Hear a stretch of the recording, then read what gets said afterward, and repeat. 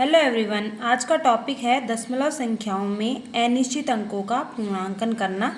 यदि किसी दशमलव संख्या में दशमलव के बाद में अनिश्चित अंक आते हैं तो किस तरह से उन्हें सीमित अंकों में बदला जाता है और उस दशमलव संख्या का सन्निकटन मान कैसे निकाला जाता है, इस वीडियो के माध्यम से हम देखेंगे।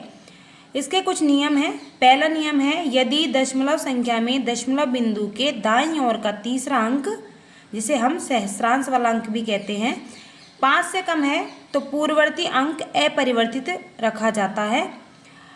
इसे कुछ उदाहरण से समझते हैं। जैसे पहली दशमलव संख्या है 4.7328, आगे तक है अंक। इसमें हमें अनिश्चित अंक है दशमलव बिंदु के बाद में, इन्हें हमें निश्चित करना है। तो हमें दाईं ओर का, दशमलव बिंदु के दाईं ओर का तीसरा अंक देखना है जो कि 5 से कम है।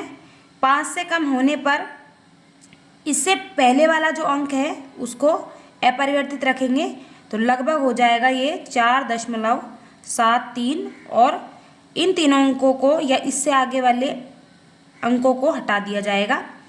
तो ये दशमलव संख्या का लगभग मान हो गया 4.73। दूसरा उदाहरण है 50.10471। इस तरह से यहाँ पर हमें दशमलव बिंदु के दाईं ओर का तीसरा अंक देखना है जो कि 5 से कम है, और 5 से कम होने पर पूर्ववर्ती अंक अपरिवर्तित रखा जाता है, यानी 0 में कोई बदलाव नहीं आएगा। तो ये संख्या जो है ये लगभग हो गई 50.10 के, और बाकी के अंकों को हटा दिया जाएगा। दूसरा नियम है,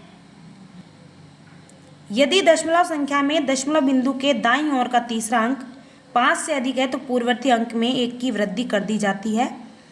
इसे भी उदाहरण से समझते हैं। जैसे पहली दशमलव संख्या है 906.70832। यहाँ पर हमें दशमलव बिंदु के दाईं ओर का तीसरा अंक देखना है जो कि 5 से अधिक है। 5 से अधिक होने पर इससे पहले वाले अंक में 1 बढ़ा दिया जाएगा। तो ये लगभग हो गई दशमलव संख्या 906.71 के। 0 में 1 बढ़ाएंगे तो हो जाएगा ये 1। इसी तरह 82.01603 में दशमलव बिंदु के दाईं ओर का तीसरा अंक देखेंगे जो कि 5 से बड़ा है। 5 से बड़ा होने पर इससे पहले वाले अंक में 1 की वृद्धि कर दी जाएगी। तो ये दशमलव संख्या हो गई लगभग 82.02 की, और बाकी के अंकों को हटा दिया जाएगा। तीसरा नियम है, यदि दशमलव संख्या में दशमलव बिंदु के दाईं ओर का तीसरा अंक 5 हो तो इसमें 2 नियम लागू होते हैं। यदि पूर्ववर्ती अंक सम है तो पूर्ववर्ती अंक अपरिवर्तित रखा जाता है, और दूसरा नियम है, यदि पूर्ववर्ती अंक विषम है तो पूर्ववर्ती अंक में 1 की वृद्धि कर दी जाती है।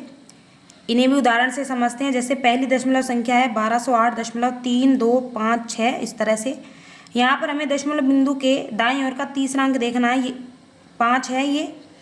तो यहाँ पर पूर्ववर्ती अंक देखेंगे, पूर्ववर्ती अंक सम है। सम होने पर ये वाला अंक अपरिवर्तित रहेगा। तो ये दशमलव संख्या हो गई लगभग 1208.32 के, और बाकी के अंकों को हटा दिया जाएगा। और दूसरे एग्जाम्पल में देखते हैं 62.9751। इस तरह से है।